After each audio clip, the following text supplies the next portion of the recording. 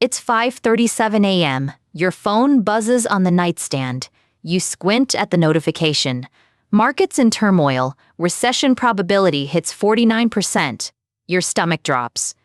That 401k statement you've been avoiding suddenly feels urgent. You're not alone. Millions of Americans are waking up to the same headlines this week, and right now, fingers are hovering over the sell all button. Here's why that might be the most expensive mistake you ever make. I'm going to walk you through what these numbers actually mean, the real signals versus the noise, and show you what happened to the people who panicked in 2022.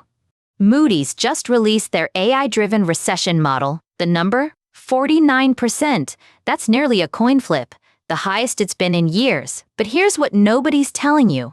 A 49% probability means something very specific. It means economists, including the AI models trained on decades of data, genuinely don't know which way this goes. And uncertainty is not the same as doom. The economy lost 92,000 jobs in February. Economists had predicted a gain of 59,000. That's a swing of 151,000 jobs in the wrong direction. The headlines are calling it a disaster. But is it? Let's find out. Because the difference between what the data shows and what the headlines scream, that gap is where wealth gets made or destroyed. First, let's understand what's actually happening. The U.S. economy has seen negative job growth in 5 of the last 9 months. That's not a typo. 5 out of 9. Average monthly payroll gains over the past 6 months, just 14,000 jobs. Compare that to 2024, when we were averaging 122,000 new jobs per month. We've fallen off a cliff. The S&P 500 is down 7% year-to-date. The Dow has dropped 8%. And the Nasdaq? It's fallen more than 10%. Officially, that's correction territory. JPMorgan has slashed their year-end S&P target from 7,500 down to 7,200. And if headwinds intensify, they see potential downside all the way to 6,000. That's another 17% drop from here. Then there's the geopolitical wildcard. The Iran conflict began February 28. Oil prices have spiked, and every percentage point increase at the pump ripples through consumer spending, shipping costs, and corporate margins. The Fed held rates steady for the third consecutive meeting. They're sitting at 3.5 to 3.75%, watching and waiting. A triple hold pattern. And historically, that pattern means something. Here's what the data shows. Historically, when the Fed has executed a triple hold pattern like this one, rate cuts have followed within 6 months about 70% of the time. That's not a guarantee. 30% of the time, it didn't happen. Now here's where I need to be careful, because this is where people get burned. A pattern is not a prediction. Your job isn't to bet on the pattern. It's to prepare for both outcomes. Youth unemployment, that's workers aged 16 to 24, has been above 10% and rising for 6 consecutive months. When young people can't find work, that's often the canary in the coal mine. But, and this is important, unemployment has actually stabilized. It peaked at 4.5% back in November. In February, it ticked down to 4.4%, still elevated, but not accelerating. What's driving the weak job numbers? Immigration. Net migration dropped to just 321,000 in 2026, dramatically lower than previous years. Fewer workers entering the country means fewer jobs created to support them. The economy is sending mixed signals. Consumer spending remains surprisingly resilient even as business sentiment weakens. People are still buying, but companies are hesitating to hire. Deloitte's latest forecast puts recession risk at 1 in 3. That's lower than Moody's 49%, but still elevated. The economists are hedging their bets, and honestly, that tells you everything. So what should you actually do with all this?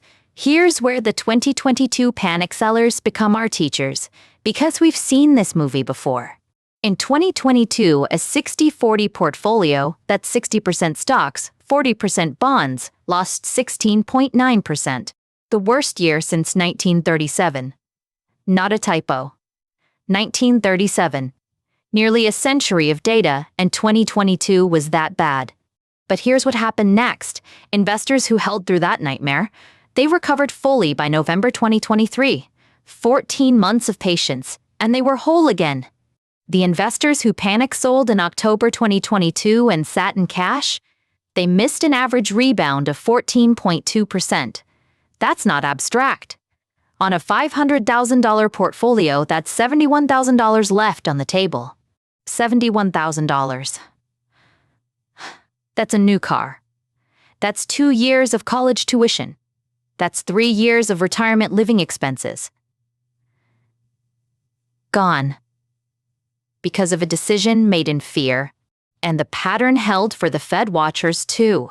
Investors who sold during the previous 3 triple hold patterns and sat in cash for 6 months, they missed rebounds averaging 14.2% as well.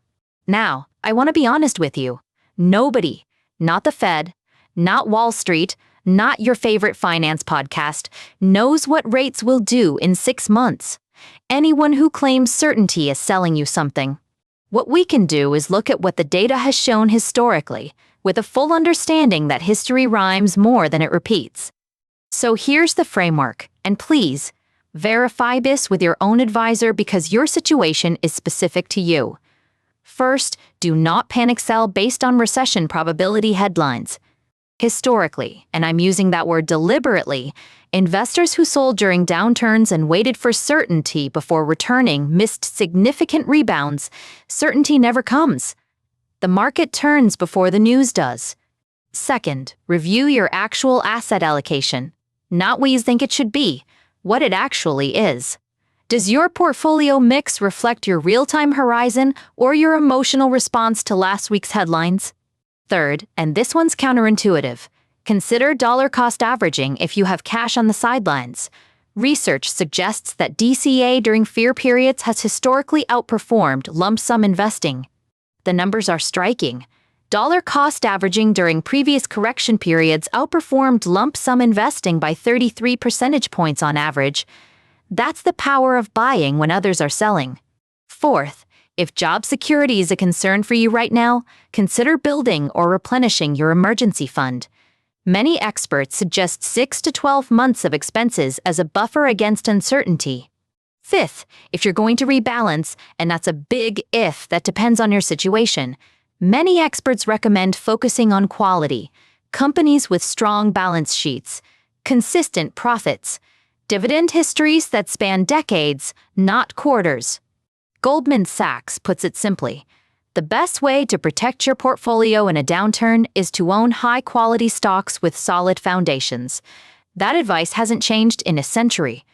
Probably won't change in the next one either. And if you're nearing retirement, this one's critical. Consider whether your income sources are diversified. This is when sequence of returns risk matters most. A bad few years early in retirement can compound for decades. Now, let me tell you about Elena. She's not a real person. She's a composite of dozens of investors I've read about. But her story captures something important. It's 6:30 a.m. and Elena is staring at her brokerage app on the kitchen counter. Coffee going cold. The market's down 2.3% in pre-market. Her retirement account just lost $9,000 while she slept. She's 61, 4 years from retirement. Her finger hovers over sell all. This is the moment that separates investors who build wealth from investors who destroy it. And the data on that split is brutal. The investors who held, whole again in 9 to 14 months. The investors who sold, many never recovered because they waited for the right time to get back in. The right time never feels right. Markets turn before the news turns. By the time the headlines say recovery confirmed, you've already missed a huge chunk of the gains. Here's the honest math. If you sold in October 2022 at the bottom and waited just 6 months for things to settle down, you missed roughly half of the eventual recovery. 6 months of hesitation, half the upside. Gone. So what's the takeaway? What do you do when Moody's AI says 49% and the headlines scream disaster and your stomach is churning every time you check your portfolio? You remember that a 49% probability also means a 51% probability that recession doesn't happen, nearly coin flip odds, and you don't rebuild your entire financial plan on a coin flip. You look at your own timeline. If you're 35 with 30 years until retirement, a recession, even a deep one, is a buying opportunity dressed in scary headlines. Your future self will thank you. If you're 61 like Elena, the calculus is different. You might need some of that money soon. That changes how much risk you can stomach, and that's exactly why you talk to your advisor, not the headlines. This is Money Moves Daily, and we put out episodes like this every week, breaking down what matters from what's noise. If that's helpful to you, hit subscribe so you don't miss the next one. Because here's the thing about markets. They're designed to transfer wealth from the impatient to the patient, from the emotional to the disciplined, from the headline-driven to the data-driven. The S&P 500 has survived the Great Depression, World War II, the stagflation of the 70s, the dot-com crash, the 2008 financial crisis, and the COVID crash of 2020. Every single time, patient investors were rewarded. Will this time be different? That's always the question. And you know what? Sometimes it is different. That's why you don't bet everything on one outcome. You prepare for multiple scenarios. You hold quality. You diversify across asset classes. You maintain dry powder for opportunities. And most importantly, you don't let a 49% probability make a 100% decision for you. The warning signs are real. I'm not telling you to ignore them. Job growth is weak. Geopolitical risk is elevated. The models are flashing caution. All of that is true.